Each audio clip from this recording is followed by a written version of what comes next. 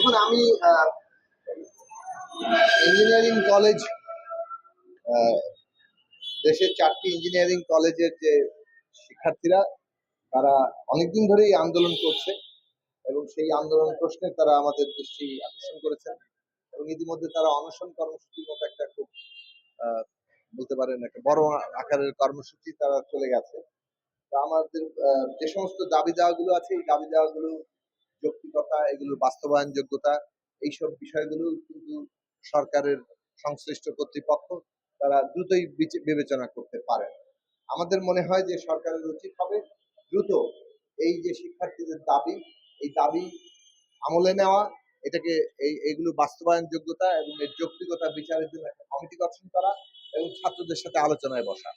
যদিও এটা শুনেছি যে এক দফা আলোচনা হয়েছিল, কিন্তু আমরা মনে করি যে শিক্ষা মন্ত্রণালয়ের পক্ষ থেকে আরেক দফা তাদের সাথে দ্রুত আলোচনা করে এগুলোর বাস্তবায়ন যোগ্যতা এবং সম্ভাব্যতা যাচাই করার জন্য কমিটি গঠন করে যেসব বিষয়গুলো অত্যন্ত যৌক্তিক, শিক্ষার্থীরা যথার্থ মানসম্পন্ন শিক্ষক পাচ্ছেন না, এর ফলে তারা তাদের শিক্ষা যে মানে পূর্ণতা সেটা তাদের আসছে না এবং না আসার ফলে তারা ডিগ্রি পাচ্ছে কিন্তু প্রতিযোগিতায় অন্যান্য যে বিএসসি ইঞ্জিনিয়ারদের, যেমন অন্য প্রতিষ্ঠানগুলোতে যারা বিএসসি ইঞ্জিনিয়ারিং পাশ করছেন তাদের সাথে তারা প্রতিযোগিতায় টিকছে না।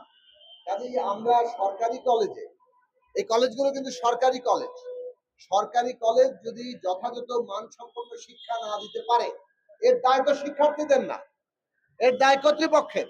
কিভাবে সমাধান করতে হবে সেটা কর্তৃপক্ষকে ভাবতে হবে।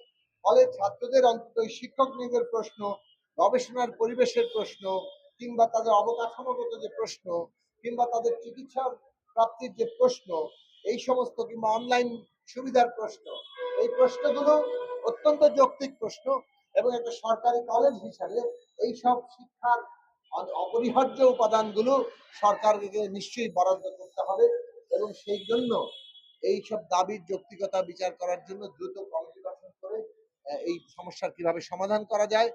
আজকে শিক্ষার্থীরা অনশন করছে এবং এই অনশনে অনেকে অসুস্থ হয়ে পড়েছেন। আমার মনে হয়, আমরা মনে করি যে এটাকে কোনোভাবে আর এক মুহূর্ত দেরি করা ঠিক হবে না। সরকারের দিক থেকে সরকার যাতে দ্রুত পদক্ষেপ গ্রহণ করেন এবং আলোচনা শেষ করে, যেহেতু একটা শান্তিপূর্ণ কর্মসূচি করছে, আলোচনার মাধ্যমে এই সমস্যাটার সমাধান করা সম্ভব।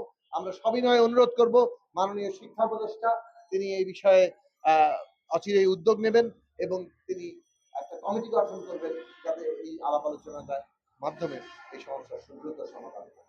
ধন্যবাদ সবাই।